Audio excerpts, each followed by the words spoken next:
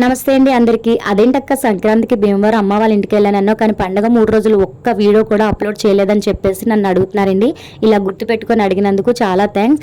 And అలాగే సంక్రాంతి అనగానే చాలా మందికి గుర్తుకొచ్చేది భీమవరం అలాంటి ఫేమస్ ఏరియాలో ఫేమస్ ప్లేసెస్ చూపించకుండా ఎలా ఉంటావక్క అని అంటున్నారు. సారీ అండి లేట్ అయినందుకు. నా ఇంటెన్షన్ ఏంటంటే అమ్మ వాళ్ళ ఇంటికి ఎప్పుడో కానీ రాము, అది కూడా ఈ పండగ టైంలో వచ్చాం కాబట్టి ఇప్పుడైనా సరే నాకు ఉండే వర్క్ స్ట్రెస్ ప్రెజర్ ఇవన్నీ రిమూవ్ చేసేసి అక్క తమ్ముళ్ళతోటి అమ్మా నాన్నలతో పిల్లలతో హ్యాపీగా టైం స్పెండ్ చేయాలి 3 days అని చెప్పేసి వాటన్నిటిని వదిలేసి మెయిన్లీ అమ్మకి హెల్ప్ చేయాలని మా ఉద్దేశం అండి. అక్కది నాది కూడా. ఎప్పుడు అమ్మ ఒక్కరితే ఇంటి పని వంట పని చేసుకుంటూ కష్టపడుతూ ఉంటుంది. సో ఇలా పండగకి వచ్చినప్పుడైనా సరే అమ్మకి రెస్ట్ ఇచ్చి మేము చేయాలన్న ఉద్దేశంతో ఇంకా పొద్దు లేచినప్పటి నుంచి రాత్రి పడుకునే వరకు ఏదో ఒక పని చేసుకుంటూ ఉండేవాళ్ళం.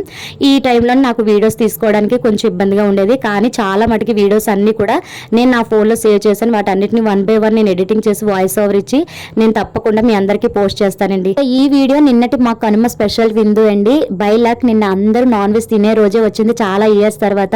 ఇంకా నిన్నటి మా కనువిందు అదేనండి. కనుమ రెసిపీస్ స్పెషల్ రెసిపీస్ వచ్చేసి చిల్లుగారి, బిర్యానీ, చికెన్ కర్రీ, చేపల వేపుడు, చేపల పులుసు, రొయ్యల ఇగురు, చివరిలో కూల్ డ్రింక్స్, స్వీట్స్. వీడియో నచ్చితే please subscribe to my channel.